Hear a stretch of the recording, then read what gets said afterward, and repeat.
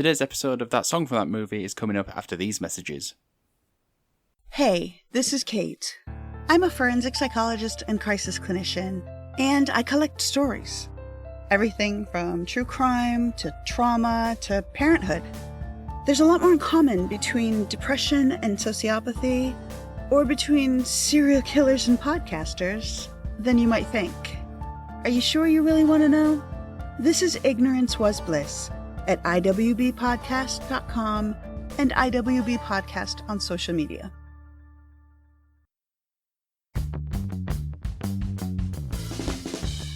The evil organisation Spectre are hot on our trails, but don't worry, we should have enough time to dissect all of the 1970s James Bond songs on today's episode of That Song from That Movie.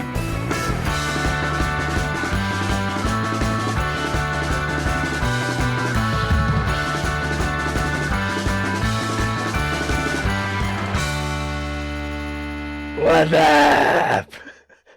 Thank you for joining That Song from That Movie, the journey through the very best and worst of movie songs.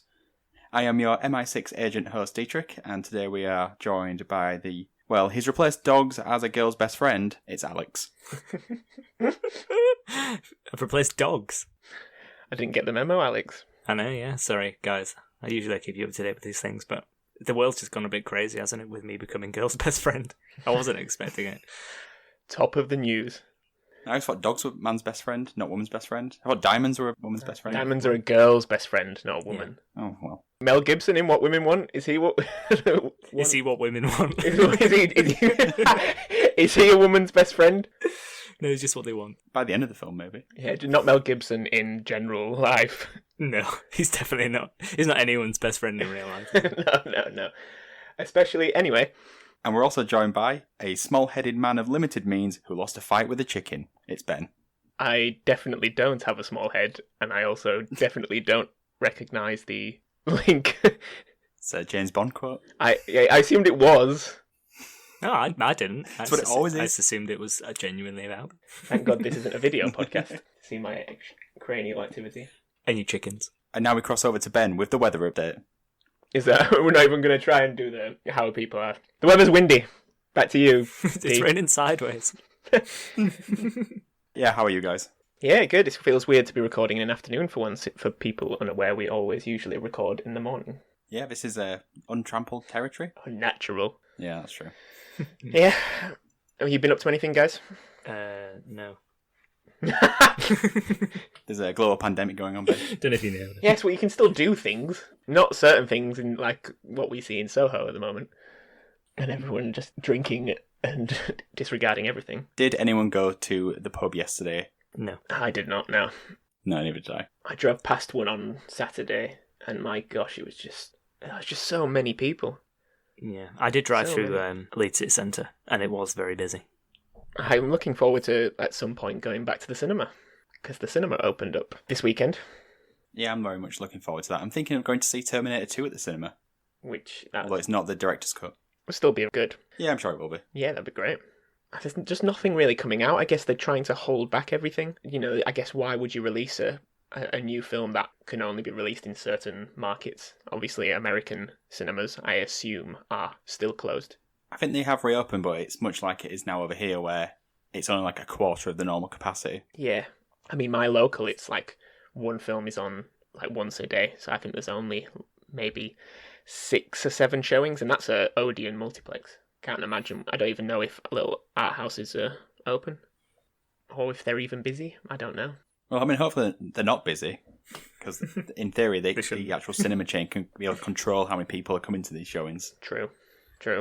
So finally, someone won't sit next to me when there's all the cinema left to sit in. Just sit elsewhere, please. She's your wife, Ben. Well, I don't invite her. She just comes. Separate cars. Again? Oh, I thought I'd picked a film you didn't want to see. Yeah, I'm just seeing Trolls 2. No, not Trolls 2. What's it called? Trolls World Tour. World Tour. Trolls 2. It's back. They should have called it Trolls 2. Yeah. I guess the stand next to the monument, that is the original. Yeah, I suppose. Yeah, they didn't want to have to try and live up to that. Anyway, Bond. Yes, so let's push on with this. So we are moving on to the 1970s and all the Bond songs from that decade. But before we do that, let's look back at the 60s again. Yay! I don't have a jingle for that. Just do the news one. I should have put a sound effect on, shouldn't I? Yeah, it's too late now. Too late. Yeah, we just wanted to let you know what you voted the best song of the 1960s. Well, best James Bond song, not just the best song. Although, could maybe. Oh, maybe. Can be that. So it was split into two semi-finals. In the first semi-final, it was the Doctor No theme... Well, sorry, James Bond theme from Doctor No. From Russia With Love, Goldfinger and Thunderball. And the two people who went through to the final were... Two people? Two songs were Goldfinger and the James Bond theme. And Russia With Love and Thunderball only got 8% of the vote. They really lagged behind. It was pretty obvious who was going through after like 25 minutes of this poll going up. And they are wiped from existence. Which is a good thing in the terms of Thunderball. It's true. Room 101. In the second semi-final, the winner was All the Time in the World with half the vote. You Only Live Twice and On Her Majesty's Secret Service were eliminated. Travesty. Which moves on to... Was it? It was travesty, yeah. You Only Live Twice should have been in the final. We have all. So that made our final. James Bond theme, Goldfinger, and All the Time in the World.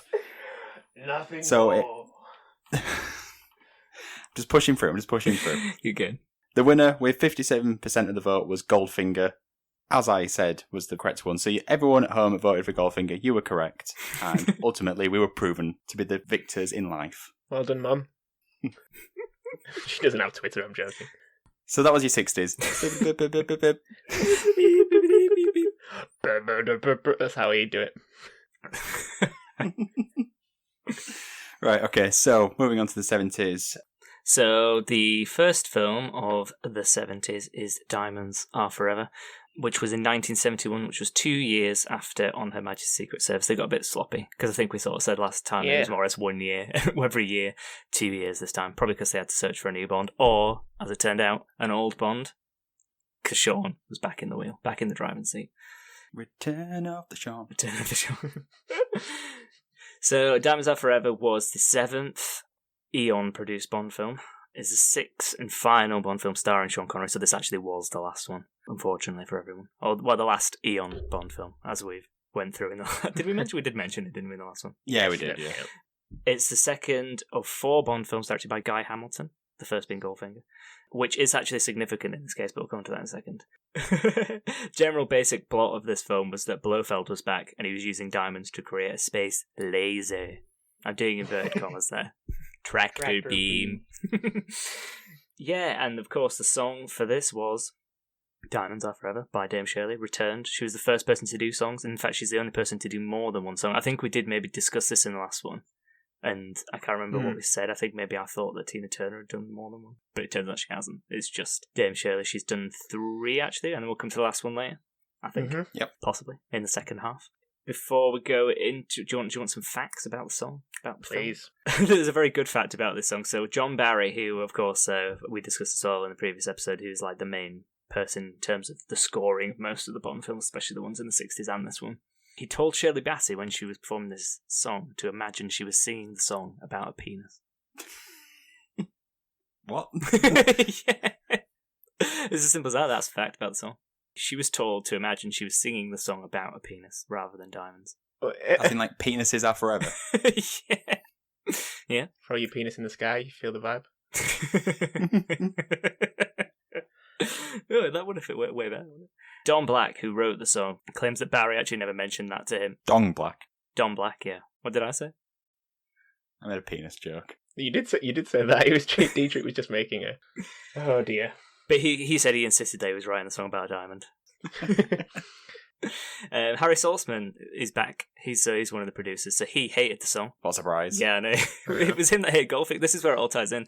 So he hated the song. His major objection was being that there was too much innuendo in it, which I imagine there would be when you're singing a song about a penis. Yes, definitely. Stuck between a rock and a hard place. Between a rock and a very hard place in this case. It was interesting that Guy Hamilton was the director of Goldfinger, and they're going back for this one because they wanted to try and recapture the sort of the height of the Sean Connery era. That was the one that everyone held up as like, this is the classic Sean Connery when we want to try and recreate it after You're the Guy Left. What was his name again? I've forgotten what his name is. George Lazenby. George Lazenby. After George Lazenby left. So yeah, they wanted to sort of recapture what they had before, and so they got Dame Shirley back as well to do the song in order to sort of replicate the feel. What do you guys think about this song? Yeah, I think it's one of the great ones. Yeah, I've got to agree with that. And I don't know if it was because of the sort of Kanye West remix as a child, but I don't know, it just sticks in the mind quite vividly. I think it's definitely it's pushing it top 5 maybe of all time. Strong words, D. Yeah, I mean, I completely agree, and following from what Ben said, if I saw this was in the top 5, even top 3 Bond songs ever, I wouldn't question it. No, definitely not. Not at all. Not just because it's Dame Shirley and she's a treasure. Did you guys watch the pre-credit scene for this? So so obviously the song plays over the credits in a classic fashion after the first two. Did you guys watch the scene before the credits? I didn't know. No, neither did I. I think maybe it's the greatest pre-credits Bond sequence of all time. Oh, really? Oh, I'm going to have to watch it. So, first of all, he sort of shows up in Japan and throws a man through one of those sliding paper walls. Then he shows up and he's looking for Blofeld at this point.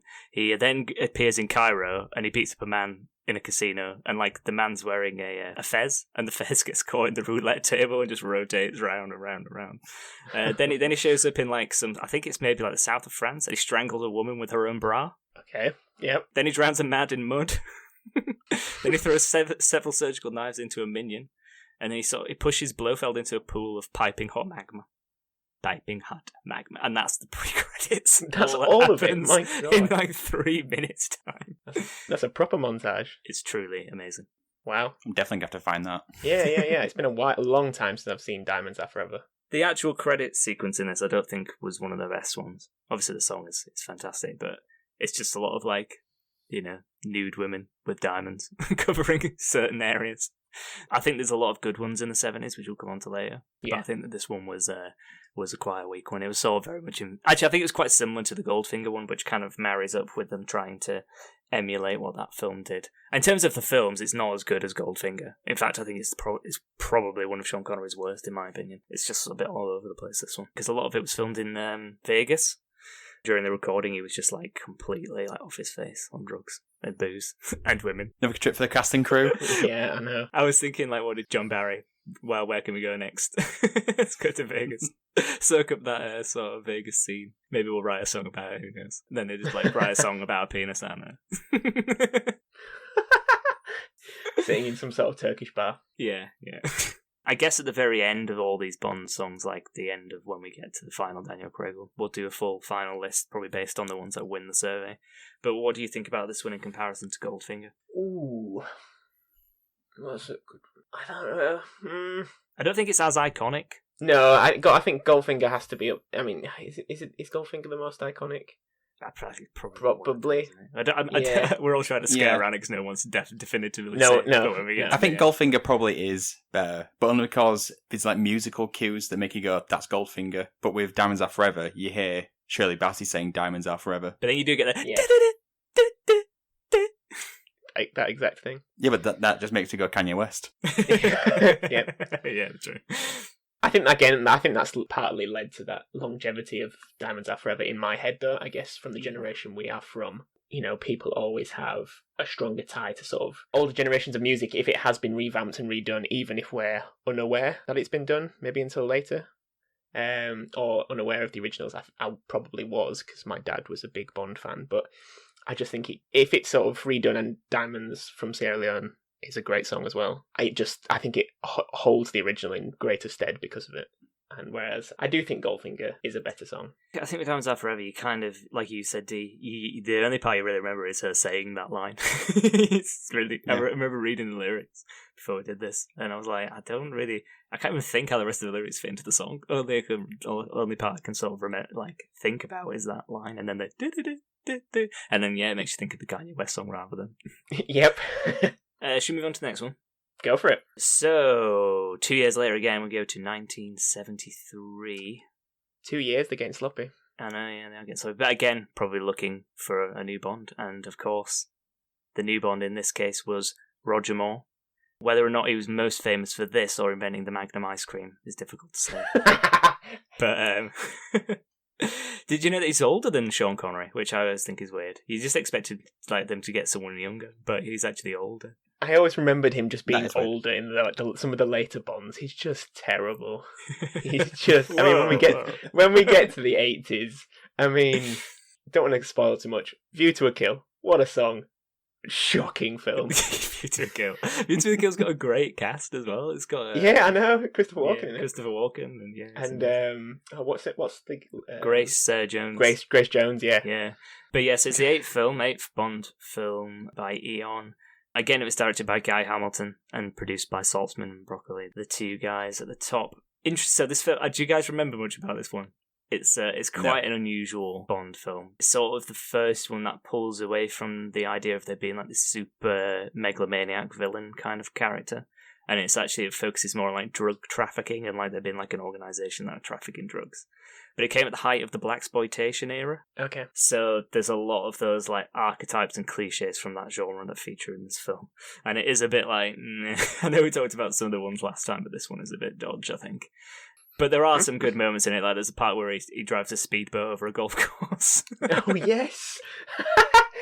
I think this is also the one with the bus as well. You know, he drives the bus under the bridge and it like cuts in half. I think it's also that one.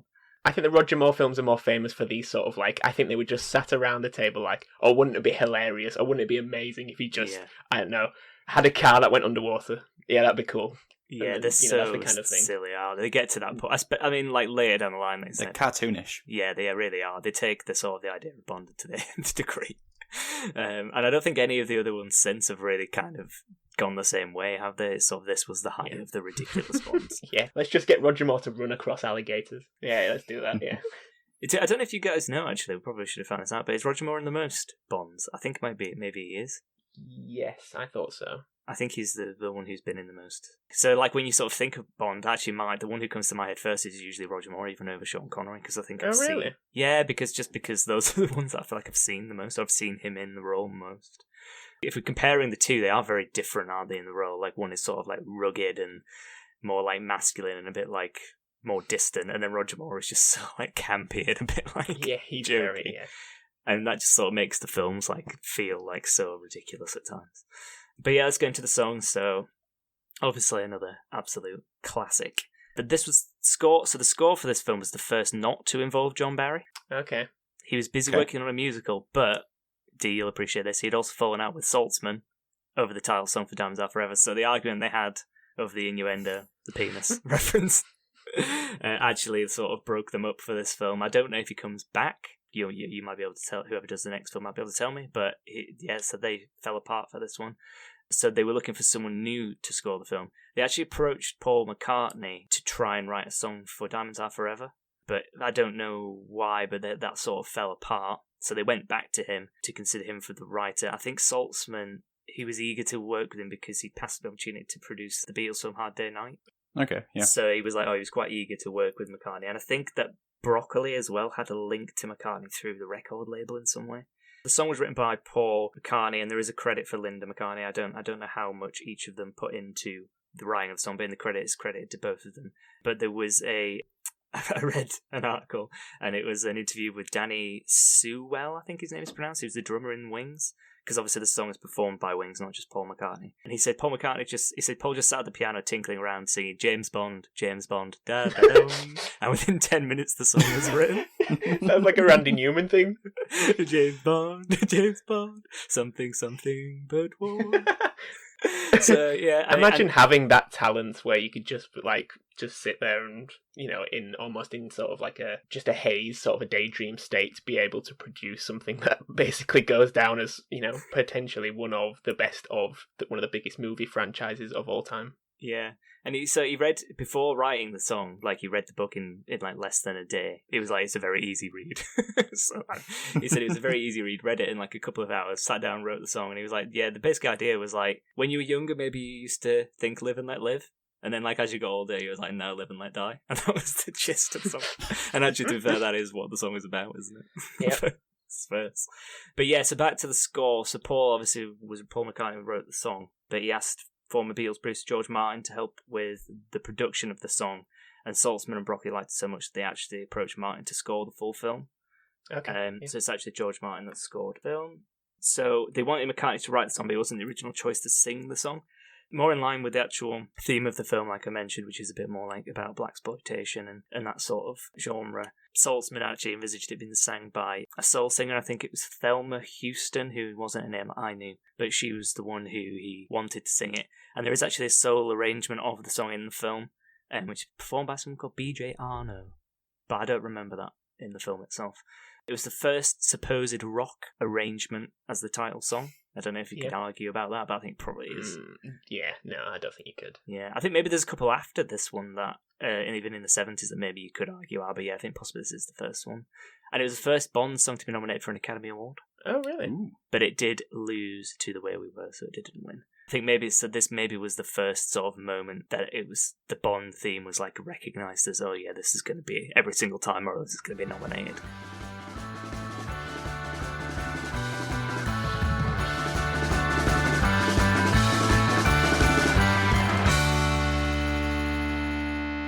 Of course, there are a few famous covers. Do you guys know them?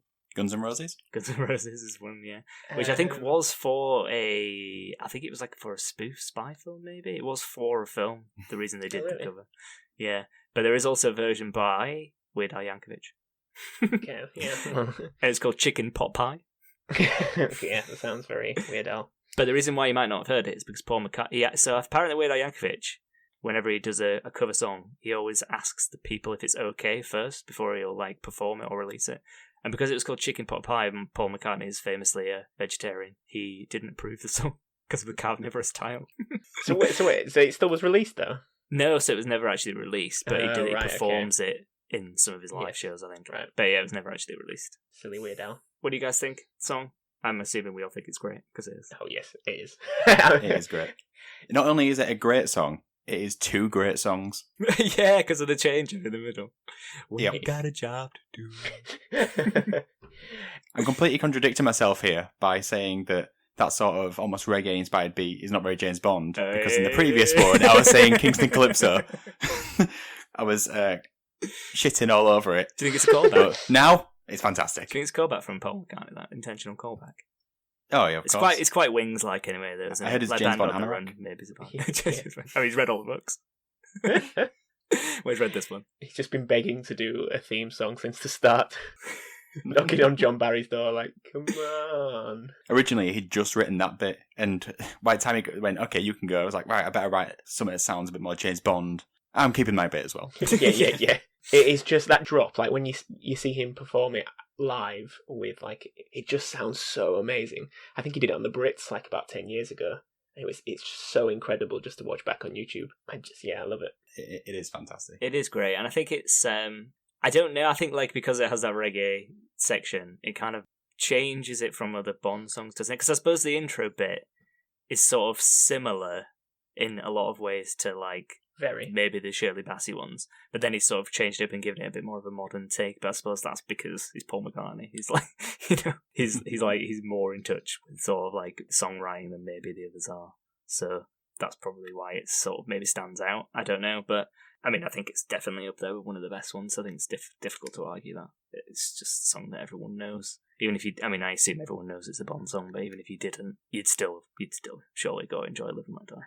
The 70s is going well. Yeah, the 70s so far is very high caliber. I think I'm going to get into the other ones, but I don't think there's many duds in this. In fact, I don't know if there's any duds in this decade. No?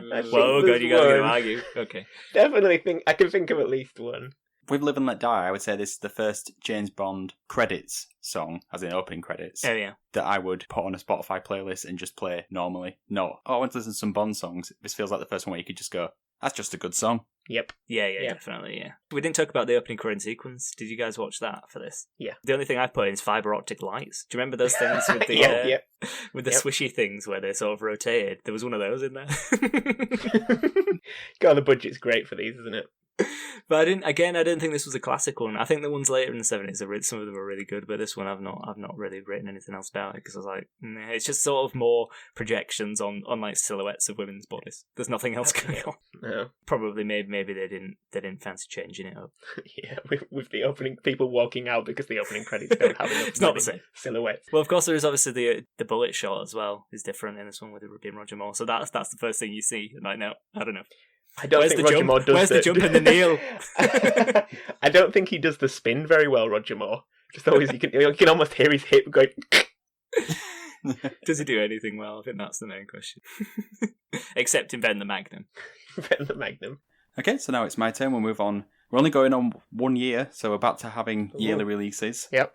So it's 1974 with The Man with the Golden Gun. I've got the premise. I'm going to absolutely nail this. The third nipple. A device which can harness the sun's heat into a super weapon has been stolen. And also Scaramanga is hunting down Bond. James Bond is going to stop them. And that you end all of yours. Yep. I like how Alex talked about them going sort of slightly more nuanced with sort of drug trafficking and things, and now we're back up to sort of harnessing the power of the sun. What a jump. Yeah, that is weird. This is like, clearly that one didn't work. Let's try something else. Let's go back. We're back to Megalomaniacs. Harness the power of the sun. It sounds like something Mr. Burns would do. It's funny though, because it ends in a hall of mirrors, doesn't it? Yeah. Where sun does not exist, famously. Well, the sun's one weakness. I don't really have much written down for the film for this one, to be honest. My favorite, there is a great moment where Bond is imitating Scaramanga, but he doesn't know where the superfluous third nipple is, so he puts it in the wrong place, and I just remember that being amusing. I don't know why. Just imagine nipples just stuck in your mind quite a lot when you were younger, Alex. Yeah, always. And this one's got Christopher Lee. It's Christopher Lee plays Scaramanga, doesn't it? Yeah. Because I felt like before, like him, I don't know anybody who is in the films except for James Bond. But like, I think maybe they start to sort of introduce more famous people as the villains. Or maybe it's just because we were all... Well, we weren't even born. No. That was going to be a stupid thing. Maybe it's because we were older. We weren't born. Just 20 years before we were born. Born. Yeah, so that concludes all my notes on the film. It's got a golden gun. Which was that golden gun was OP in GoldenEye. Yeah, in GoldenEye. Yeah, it was.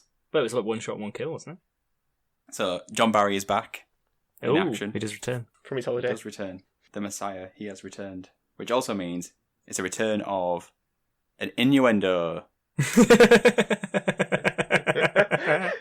He loves his innuendos, that man. You wonder why he had such an affinity with James Bond. I'll go into the song. So the song is called The Man with the Golden Gun, so bonus points. And it's performed by Lulu, who does not exist anymore. When was the last time anyone heard from Lulu? Is she dead? I don't know. No. She did that song with... Was it Westlife? She did a song with Westlife or Boyzone or something. Or maybe it was Take That. It was someone. Take That. Was it Take That? We gotta say it every Yeah, well, I was in the mid-90s, wasn't it? In fact, wasn't it one of my news stories for Toy Story? Was it? Might have been. That's the last time anyone saw her. Naughty Lulu. So the song, The Man with the Golden Gun, is essentially a challenge to work in as many penis innuendos as possible. It's literally that right there in the title. So I've got a few others. Like, for example, he has a powerful weapon. Yeah. He's coming to a glittering end. Oh, dear. And then, my favourite, who will he bang? Not even. It's more difficult to fit it in as a gun. Sort of comment than. Oh dear. We can just see them laughing. I mean, to be fair, we can't say much. We're absolutely laughing his asses off. Ironically, who will he bang was the question that the guy from the New York Times was asking 45 seconds into this film. I thought you were going to say that was the tagline for the film. Who will he bang? It might have been. It's been cinemas this Christmas. Probably quite a few people. I just love that John Barry returned and he was like, I'm going to get as many innuendos into the song as possible. Who knows how long I've got left. Damn, I was looking to see if there was a tagline for the film, but it doesn't look like there is.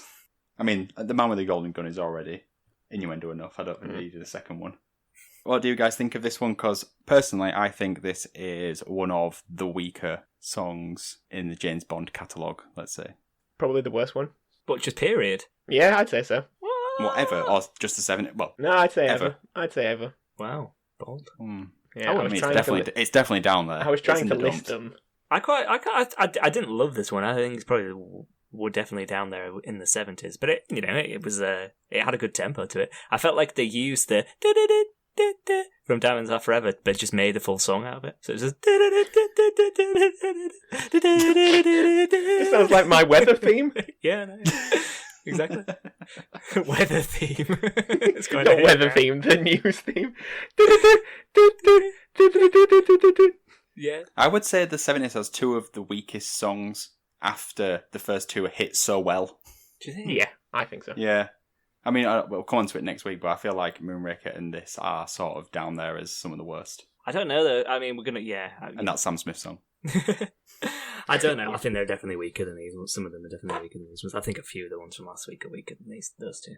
I didn't mind that. I think this one's definitely the worst of the 70s, but I don't think it's terrible. I liked it. It was like, it had a new vibe. It was a bit disco-y. It had all sorts of different stuff going on. And so many sexual innuendos. Maybe the longevity of disco hasn't helped the song. What do you mean because disco has been so successful? Oh. Well, I think your view of disco is showing us why you don't think this is pure trash. I mean, disco sales in the year 1973 I'm not on about then, I'm on about now. 700%. Power of hindsight. Yeah, but if those trends continue... Hey. Are you buying your pumpkin sales right around November? No, I grow my own pumpkins, actually. I've got a pumpkin patch outside. So The Man with the Golden Gun, the song, yeah? So when it was released, it was called by critics as the worst Bond song ever, which was a view at the time that was held by John Barry. He said it was a song that he felt never really came together, sticking in one more sexual innuendo before he went on to the next film. It never really came. Right, thank you. Thanks, John. Does it say like parentheses, like just like titter, or like sort of like laughing? John Barry makes notes. So do you guys think this is worse than Thunderball? Yes. Yeah. I don't think we're alone here, because I'm just looking, the Rolling Stones magazine, when they listed all their Bond films, they put this song last as well. So thank you, They're wrong. writer of Rolling Stones. I don't know, maybe it's because it's like one of the most memorable films for me, so maybe I'm just sort of... Well, yeah, it is, yeah. I'm just like, clinging on to the song as well. I agree, it's definitely not as good as the first two from the 70s, it's way worse than those two. But maybe that's why it appears so bad, because the first two were so good. I don't think that's why. I just think it's a bad song. Maybe. Which never came together. So originally, John Barry approached Elton John and then subsequently Cat Stevens to perform this song. The actual song? This version? Sorry, to perform the song for Man with a Golden Gun. It wasn't clear from our research whether or not it was this particular song or whether or not it was a song for the film. But either way, I don't think either of them would have wanted to do this song. No, well, I don't know if either. Anyway, yeah, I mean, Elton John maybe could have had a stab at this one. The Cat Stevens version would have been very creepy. Yes, very. Historically, they always seem to rewrite them, didn't they? Like slightly for whoever came in. Well, Elton John, I feel like he's almost like a no-brainer choice for a James Bond song. Yeah. It almost seems strange that he hasn't done one. Yeah, I don't think so now, though. Like now he's gone like probably weird low Ellen. Do you guys see that song that he did for that coronavirus concert thing? It was horrendous. No. He didn't even say any words. It was just like... He can't sing anymore, can he? Please don't say that. I've still got tickets to see him later this year. Yeah, but you can listen to like the actual versions of the song in your head. His baritone while he's performing. Hopefully Taron Egerton will just come out and sing for him. Maybe Lulu will come out and do a duet of The Man with the Golden Gun. I mean, yeah, if it happens, let us know. I can almost guarantee that it will not happen. I'm not even confident the gig will go ahead at this point. I don't even know Lulu is still alive. Who knows? Nobody knows. Let us know, Lulu. Get in touch. On Twitter. You can contact us on Twitter at TSFTMPod. And you can also vote for this song if you want to. Just probably one, both. It's just one vote on Twitter. And it's Lulu. It's Lulu. So, as with when I did Thunderball, this is another one where there was an alternative song created by somebody else and pitched to John Barry. So this one was called Man with the Golden Gun, without the. This one was done by Alice Cooper. Oh, I wanted to hear that. You can listen to it. A few years later, he released it as an album track, and of course he did. It's strange, is the only way. It almost sounds like sort of Blue Oyster Cult doing a James Bond song. It doesn't sound like Alice Cooper, and it doesn't really sound like a James Bond song. It is weird. In fact, the comments on YouTube all say, if you want it to sound like a James Bond song, play it at like 0.75 speed, and it'll sound a bit more James Bondy, and it actually does. I don't know how people have come across that. I couldn't imagine. Even Alice Cooper's rock songs, they're always a bit more sort of slow and booming, aren't they? anthemic. Well, yeah, I mean, but anthemics I'd say would kind of fit with Bond. I think it has to be this sort of huge crescendo sound, and I mean, I can't say it would be any worse than the Lulu one, so have at it. Do you think part of the problem is with this one that it's like too up tempo? Because it is very up tempo. I think it's probably the most up tempo out of any of the songs that we've had so far. That is definitely a problem with it. Yeah, it's just sort of relentlessly pounding on, isn't it? And it does quickly become annoying. Oh, and when she actually says the man with the golden gun, it sounds like she's sort of like quickly forcing it in. Yeah. There you go, another sexual innuendo. Barry would be proud. And scene. Yeah, so that brings an end to part 1. Part 2 will be up next week, so in the meantime, don't forget to like, share and subscribe, and hit that little notification bell. Oh wait, this isn't a YouTube video. You've been watching the Alice Cooper video too much. Right, we'll see you next week, guys. Bye. Ding!